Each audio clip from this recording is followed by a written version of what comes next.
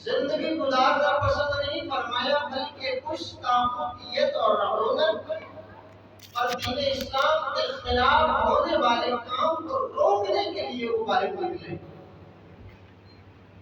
بہت سے لوگوں نے مشورہ دیا کہ آپ یہ کام نہ کریں، مدینہ کے جبا میں ہی رہیں۔ کچھ رائے یہ بھی آئی کہ آپ مکہ طیبہ تشریف لے جائیں، حرمین شریفین میں سے کسی ایک حرم شریف کا انتخاب فرما لیں۔ آپ نے فرمایا انہا اولئک قوم، یہ قوم ہے جنہوں نے طاعت الشیطان لقد لزموا طاعت الشیطان، ان لوگوں نے شیطان کے گروپ میں اپنے آپ کو داخل کر لیا اور شیطان کی فرما برداری کرنے لگے۔ وَتَرَكُوا طاعت الرحمن، اور اللہ جل مجدہ کی فرما برداری کو چھوڑ دیا۔ وَظَهَرُوا الْفَسَادَ، یہ لوگ ظاہری طور پر فساد برپا کرتے ہیں، کھلے عام فساد کرتے ہیں، زمین پر فساد کو عام کر رہے ہیں، ظلم اور جبر کر رہے ہیں، لوگوں کے سکون کو ختم کر رہے ہیں، شریعت مطہرہ کی حدود کو پائمال کر رہے ہیں۔ وَعَطَّلُوا الْحُدُودَ، اور انہوں نے اللہ کی حدوں کو چھوڑ دیا ہے، ترک کر دیا ہے، معطل کر دیا ہے، مقاطعہ کر دیا ہے، بائی کر دیا ہے۔ اب چار چیزیں ان جملوں کے اندر پوشیدہ ہیں جو ہم نے سمجھنی ہے۔ امام حسین رضی اللہ تعالیٰ عنہ اپنے 72 ہم رفقا کے ساتھ جو نکلے تھے، دامن تھے، اسلحے سے لیس نہیں تھے، بہت سارے گھوڑے نہیں تھے، اونٹ نہیں تھے، عیش و عشرت نہیں تھی، ہزاروں کی تعداد میں لشکر نہیں تھا، مختصر سا قافلہ تھا، اس میں بچے بھی تھے، جوان بھی تھے، عورتیں بھی تھیں، مرد بھی تھے، عفیفہ پاک دامن بھی تھی۔ حضور سیدنا امام حسین رضی اللہ تعالیٰ عنہ کے ساتھ یہ نکلے، ان سب کا ایک ہی مقصد تھا کہ یہ امام حسین رضی اللہ تعالیٰ عنہ کا ساتھ دیں گے، اور امام حسین رضی اللہ تعالیٰ عنہ کا جو اہم مقصد تھا وہ یہ تھا کہ یہ یزیدی لوگ اور کلمہ پڑھنے والے جو میرے نانا جان کا کلمہ بھی پڑھتے ہیں لیکن زمین پر فساد بھی کرتے ہیں، اللہ کی حدوں کو بھی توڑتے ہیں، یہ گناہ بھی کرتے ہیں، یہ لوگ شیطان کی پیروی اور رحمان کی پیروی سے منہ موڑتے ہیں، شیطان کی فرما برداری کر رہے ہیں، اللہ کی فرما برداری سے منہ موڑے ہوئے ہیں۔ امام حسین رضی اللہ تعالیٰ عنہ اس لیے نکلے کہ یہ لوگ شیطان کی پیروی چھوڑ دیں، اللہ کی پیروی کرنے لگے، یہ زمین پر فساد برپا کرنا چھوڑ دے اور یہ اللہ کی حدوں کو توڑنا چھوڑ دے۔ یہ چار باتیں تھی جو آپ نے بتائی۔ ان هؤلاء قد لزموا طاعت الشیطان وتركوا طاعت الرحمن وظهروا الفساد وعطلوا الحدود، یہ چار باتیں تھیں۔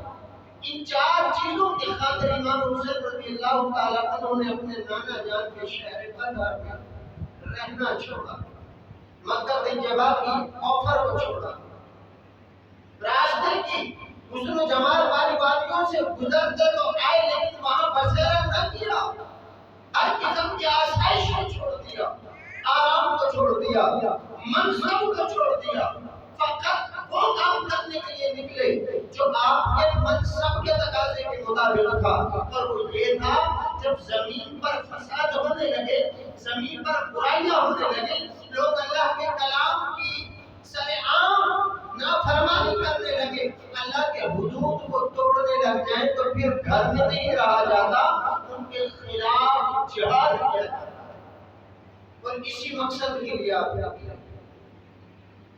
ان کو سمجھانے کے لیے نکلے، ان کو راہ راست پر لانے کے لیے نکلے، لیکن وہ لوگ چونکہ ازلی بدبخت تھے، وہ لوگ چونکہ انتہائی خراب و غاضب تھے، اور سیدھا ان کی روح وجود تھے، ان کے دل سیاہ ہو چکے تھے، انہوں نے بجائے اس کے کہ نصیحت پکڑتے، بجائے اس کے کہ اچھی بات پر کان رکھتے، بجائے اس کے کہ اچھی اچھی باتیں سن کر ان پر عمل کرتے، انہوں نے الٹا اصلاح کرنے والے، اچھی باتیں بتانے والوں کی مخالفت کی، ان کے خلاف باتیں کی، ان کے خلاف ہتھیار نکالے، ان کے خلاف جنگ لڑی، انہیں شہید کیا، ان کے وجود مسعود کی توہین کی، ان کے سر انور کو بدر اکبر سے علیحدہ کیا، سر انور کو نیزوں پہ چڑھایا، اور انہوں نے بدبختوں نے بہت دفعہ مختلف صورتوں میں ان کی توہین کی، لیکن وہ بھول گئے کہ یہ بات جو تمہیں میسر ہے اس کا بھی اینڈ ہو جانا ہے، اس کی بھی تعین ہے، اس کا بھی تقرر ہے،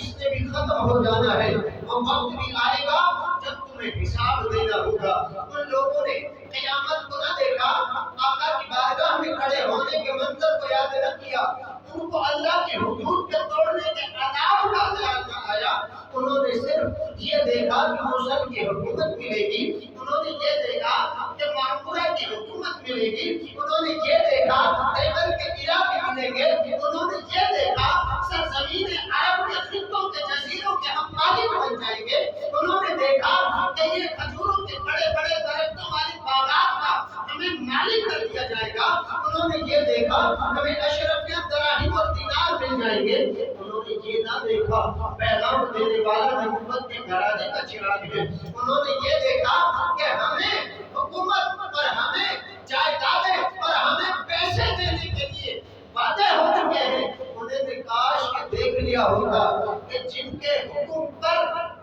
جن کی منشا پر، جن کی چاہت پر خالق کائنات اپنے احکامات میں تبدیلی فرما دیتا ہے، کاش کہ وہ یہ دیکھ لیں گے۔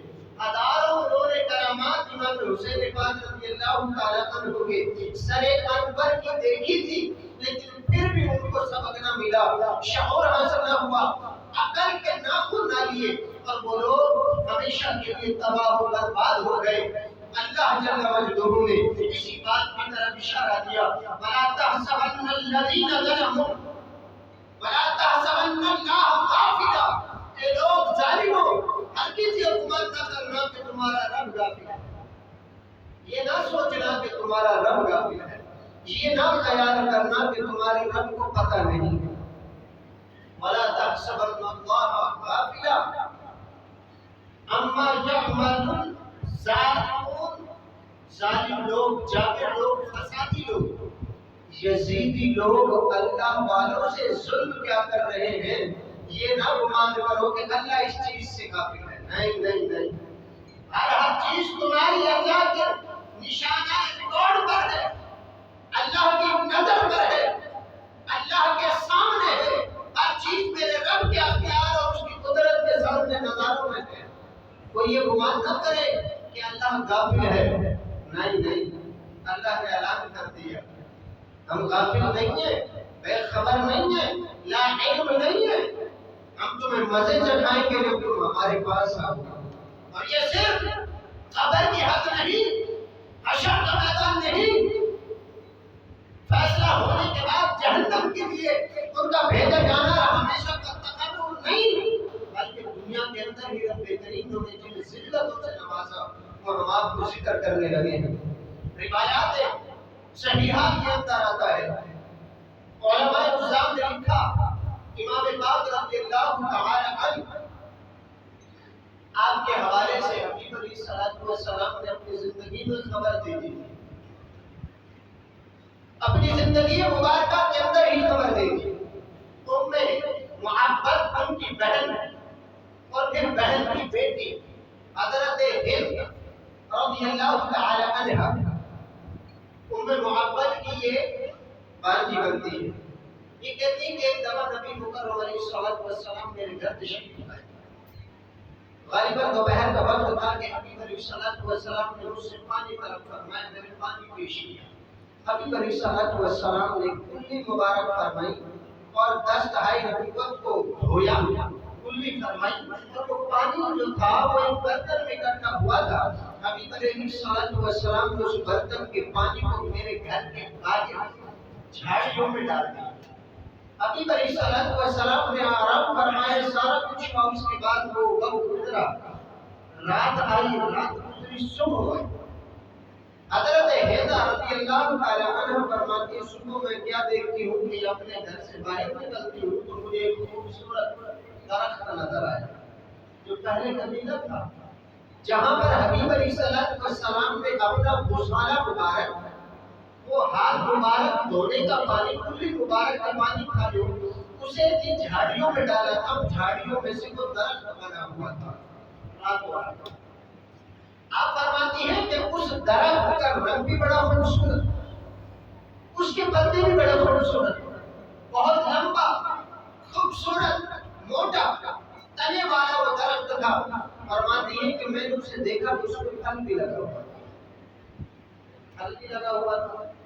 آپ فرماتی ہیں کہ اس کا پھل جب توڑ کر چکھا گیا نا تو شہد سے زیادہ میٹھا تھا، اس وقت شہد سے زیادہ میٹھا تھا، مشک و عنبر سے زیادہ خوشبودار تھا،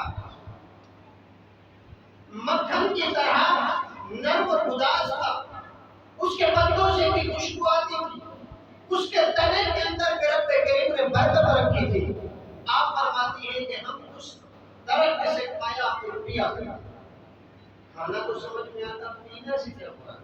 آپ فرماتی ہیں کہ جو شخص بھوکا ہوتا تھا اس کا پھل توڑتا تھا، کھا لیتا تھا تو بھوکے کی بھوک مٹ جاتی تھی، اور جب کسی کو پیاس لگتی تھی تو درخت کا پھل توڑتا تھا، کھا لیتا تھا، پانی کی پیاس بھی بجھ جایا کرتی تھی، پھر اس کے سانسوں سے خوشبو آیا کرتی تھی۔ نبی مکرم علیہ السلام نے فرما دیا تھا ہندا یاد رکھو جب اس درخت کے وجود کو ختم کرو اور اس کے وجود سے خون پیدا ہوا تمہیں ملے تو سمجھ لینا کہ اس دن میرے نواسا حسین کی شہادت ہو چکی ہے۔ حبیب علیہ السلام نے غالباً 35-40 سال پہلے ہی کر دیا تھا۔ کئی لوگوں کو بدہضمی ہوتی ہے کہ نبیوں کو علم غیب نہیں آتا، وہ اس واقعے کو پڑھ لیں، اس بات کو سمجھ لیں اچھے طریقے سے، اگر غیب نہیں آتا تو 40 سالوں سے زیادہ عمر ابھی باقی امام حسین پاک رضی اللہ تعالیٰ عنہ کی 56 سال 5 مہینے اور 5 دن آپ کی عمر تھی جس دن آپ شہید ہوئے تھے۔ اتنے عرصے پہلے حبیب علیہ السلام بتا رہے ہیں کہ وہ ہندا جس دن اس درخت کی جڑوں سے خون نکلنے لگے سمجھ لینا کہ میرا حسین شہید ہو گیا۔ حضرت ہندا فرماتی ہے کہ ہم کافی دیر تک قریباً 30 سال تک اس درخت کا پھل کھاتے تھے، بھوکے کی بھوک مٹتی تھی، پیاسے کی پیاس بجھتی تھی، جس کو بیماری ہوتی تھی وہ پھل کھا لیتا تھا، اللہ شفا عطا کر دیتا تھا، اتنا بابرکت پھل تھا۔ یاد رکھیں اللہ والوں کا بدن جس چیز کو چھو جایا کرتا ہے وہ بھی بابرکت ہو جائے گا۔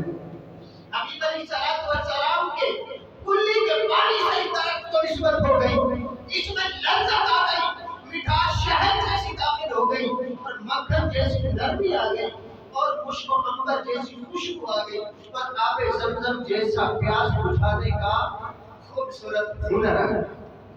آپ فرماتی ہیں 30 سال گزرنے کے بعد ہم نے دیکھا کہ اچانک درخت کے پتے جھڑ گئے اور درخت پر سوکھا پن آ گیا، پھل بھی ختم ہو گیا۔ درخت کے جڑوں سے لے کر جو زمین پر تنا نظر آتا ہے وہاں سے درخت کے اوپر تک کنارے تک سارے درخت پر کانٹے نکل آئے۔ ہم حیران اور پریشان ہو گئے۔ کچھ دیر کے بعد ہمیں اطلاع ملی کہ حضرت علی رضی اللہ تعالیٰ عنہ کو شہید کر دیا گیا۔ آپ کی شہادت کے چند روز کے بعد وہ درخت پھر سے سرسبز ہوا، اس پر سبز آیا، سبز پتے چھٹے، ٹہنیاں زندہ ہوئی، تنے میں طاقت آئی، جڑوں نے پانی دیا، جڑوں میں انہیں فائلم اور زائلم کے ذریعے، فلان اور زائلم رگوں کے ذریعے اسے طاقت مہیا کی، زمین سے نباتات اور غذائیت پہنچائی، درخت دوبارہ سے سرسبز شدہ ہو گیا۔ فرماتی ہے کہ ہم نے دیکھا کہ اس مرتبہ جو پھل لگا، پھل تو لگا، پتے بھی نکلے، ٹہنیاں بھی خوب بنی، لیکن پھل کم تھا۔ کچھ وقت کے بعد ہم نے دیکھا کہ حضرت علی رضی اللہ تعالیٰ عنہ جب شہید ہوئے تو درخت پھر سوکھ گیا۔ درخت جب سوکھ گیا ہم پھر پریشان ہوئے تو ہمیں اطلاع ملی کہ حضرت علی رضی اللہ تعالیٰ عنہ کو شہید کر دیا گیا ہے۔ اس شہادت کے بعد چند دن تک وہ درخت پھر دوبارہ سے سرسبز و شاداب ہوا۔ درخت جب سرسبز و شاداب ہوا تو اس میں اس مرتبہ صرف پتے نکلے، پھل نہ آئے، کانٹے بھی نہ تھے۔ بہت زیادہ وہ جو درخت تھا پھلا پھولا نہیں تھا، صرف پتے نکلے۔ آپ فرماتے ہیں پتے توڑ لیتے تھے، بھوک اور پیاس مٹا لیتے تھے، بیماروں کو دے دیتے تھے، ان کی بیماریاں ختم ہو جایا کرتی تھی۔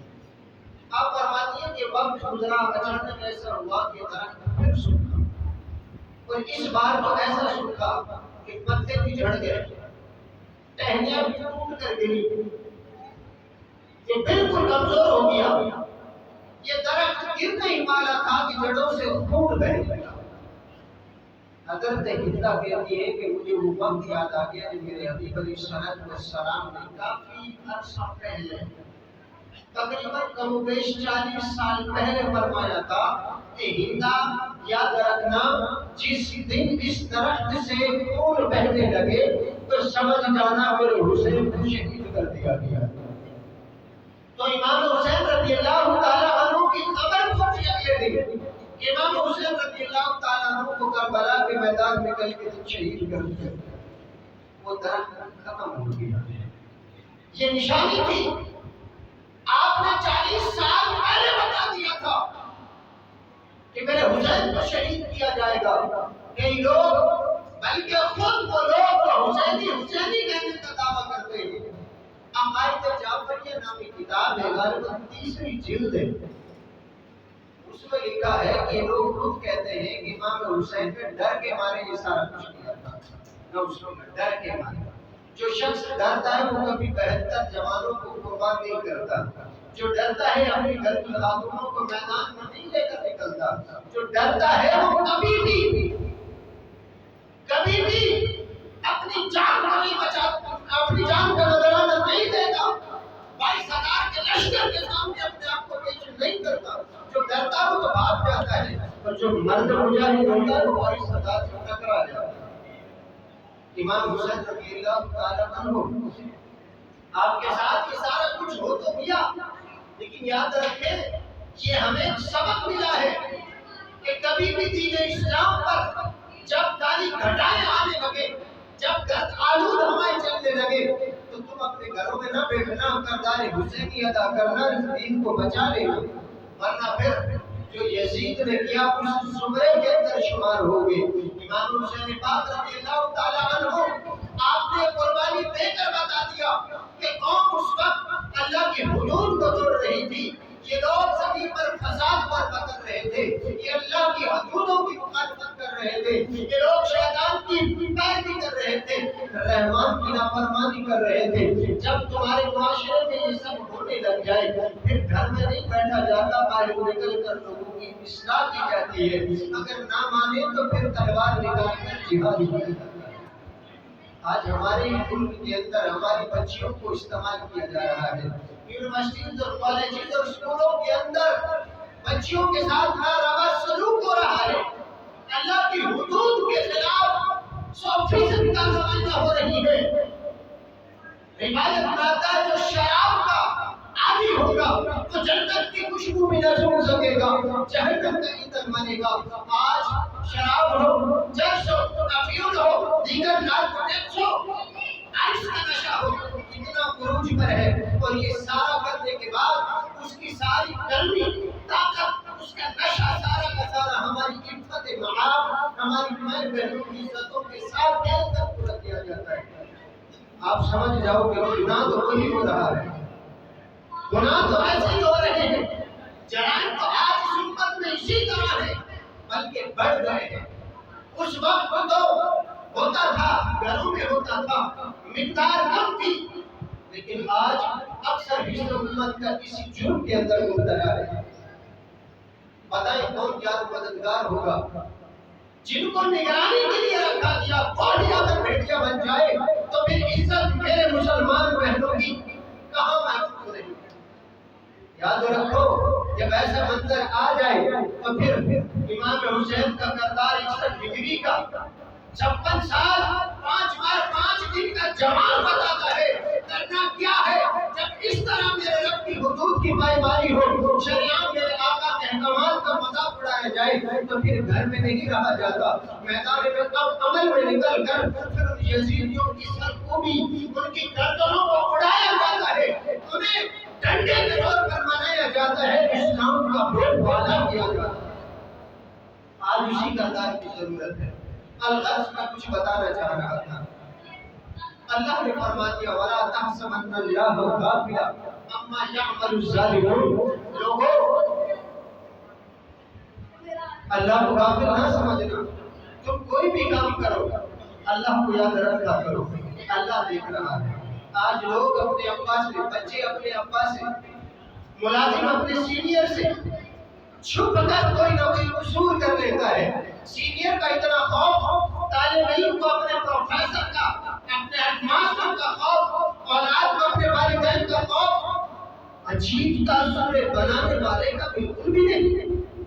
اتنے میں خوف ہو کے شریعت نہ ہوتے. اللہ اکبر. ہم سے تو وہ اچھے تھے جو اگرچہ یہودی تھے لیکن وہ سبق سیکھ گئے. امام حسین پاک رضی اللہ تعالیٰ عنہ کو کوفہ کی طرف لانے کا انتظام ہوا. 13 تاریخ تھی, 13 تاریخ کو 61 ہجری کی محرم شریف کی 13 تاریخ کو آپ کے سر اقدس کو نیزے پر رکھ کر لایا گیا. یہاں سے آپ کو چند چیزیں ذکر کرنا چاہ رہا ہوں. اگر ظلم اپنی انتہا پر پہنچ جائے تو یہ نہ سمجھو کہ اس کا انتقام لینے والا نہیں. انتقام لینے والا میرا رب موجود ہے. بس ضرورت یہ ہے جس امام حسین کی زبان سے نکلے ہوئے ایک لفظ کو رب نے سچا کیا. وہ اگر فرما دیتے کہ اللہ ایسی آندھی چلائے یزیدی اڑ جائے, یہ اللہ ایسا طوفان برپا کر کہ یزیدیوں کو یہاں سے ختم کر دیا جائے, آگ برسا کہ یہودی یزیدیوں کا وجود جل کر خاکستر ہو جائے, یہ سارا کچھ ہو سکتا تھا. لیکن انہوں نے بتا دیا کہ یہ تو انتقام ہوتا ہے, وقتی طور پر سزائیں تھی. یاد رکھو ایک کلیہ دے رہا ہوں, بڑا قیمتی کلیہ دے رہا ہوں. امام حسین پاک رضی اللہ تعالیٰ عنہ کی زندگی سے بہت قیمتی ہمیں سبق ملتا ہے. جب آپ کے ساتھ کوئی زیادتی کرے تو اس کی اصلاح کرو. اگر وہ مان جائے تو بہتر ہے, نہ مانے تو اپنا مقدمہ اللہ کی ذات پہ چھوڑ دو کہ جا تیرے جو میرے ساتھ کیا, تو نے جو کر لیا سو کر لیا, میری طرف سے انتقام میں نہیں بلکہ میرا رب لے گا. اب اللہ کی عدالت میں ہاتھ اٹھا دو, میرے اللہ تو جانتا ہے میں کمزور بھی طاقتور, لیکن میں نے اپنا فیصلہ تیری بارگاہ میں چھوڑا ہے. میرے حسین پاک رضی اللہ تعالیٰ عنہ نے اسی طرح کیا تھا. یزیدیوں نے جو ظلم کیا مقدمہ اللہ کی عدالت میں ڈالا.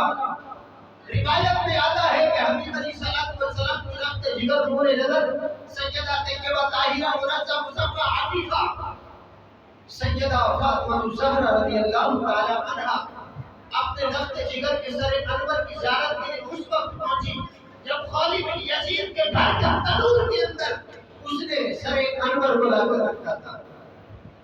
ان کی بیوی نے پوچھا کہ یہ کیا چیز ہے؟ انہوں نے کہا ایک باغی تھا نعوذ باللہ جو یزید کے خلاف نکلا تھا, بس اس کا سر کاٹ کر لایا ہوں. وہ صالحہ اگرچہ تو صالحہ جابر شقی القلب شخص کے گھر میں بیوی تھی, لیکن عابدہ تھی, صالحہ تھی, نیک تھی, صالحہ تھی, تہجد گزار تھی, نمازیہ تھی.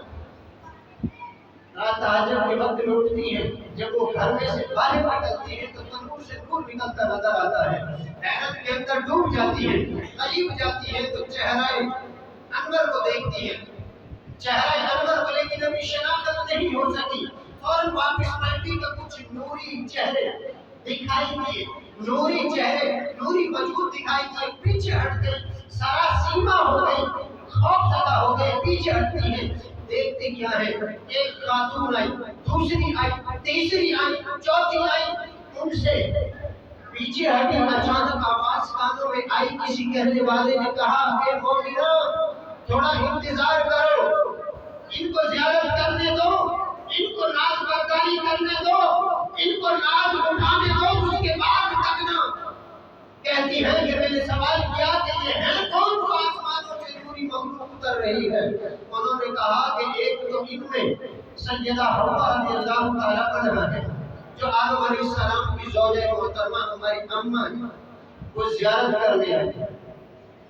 دوسری حضرت ابراہیم علیہ السلام کی زوجہ محترمہ اماں سارہ رضی اللہ عنہا ہے جو جنت چھوڑ کر امام حسین کی زیارت کرنے کے لیے آئی. تیسری فرعون کی بیوی حضرت آسیہ رضی اللہ عنہا ہے، وہ بھی زیارت کرنے کے لیے جنتوں سے آئی. اور چوتھی نبی مکرم علیہ السلام کی پاکیزہ بیٹی سیدہ فاطمہ الزہرا حضرت جنت بیٹی اپنے بیٹے کا ناز کرنے آئی ہے، اپنے بیٹے کے چہرے انور کو مبارک دینے آئی ہے. بیٹا اس زمین کے خاک پر جو تو نے امتحان اپنے نانا کے حکم پر دیا، اپنے نانا جان کے دین کے لیے دیا، بیٹا زمین پر کوئی ماں ایسا پیدا کر سکتی نہیں، ایسے بیٹے کو جنم نہیں دے سکتی. یاد رکھے زمین کے ذرے کانپ اٹھے، آسمان کے ستارے ٹوٹنے کی تیاریوں میں تھے، چاند کا کلیرہ پڑنے لگا تھا، سورج روشنی چھوڑ چکا تھا جب میرے حسین پاک کو شہید کیا جا رہا تھا. ایسا غم، ایسی تکلیف، ایسی شہادت، ایسی تکالیف کے اندر انہیں مبتلا کیا گیا. ایسے مسائل پر یزیدیوں نے ہر ممکن طاقت کا استعمال کیا، لیکن میرے حسین نے بتا دیا تم جتنی بھی طاقتیں لے آؤ، اس حسین پاک کے خلاف یہ نوازہ رسول ہے، زبان نبوت چوسنے والا ہے. اس حبیب نے زبان نبوت چوسا کر ایک طرف معرفت عطا فرمائی، ایک طرف ہمت و استقلال عطا فرمایا، ایک طرف جذبہ حیدری ڈالا اور دوسری طرف جوان مردی کا لوہا بھی بدن کے اندر ڈالا.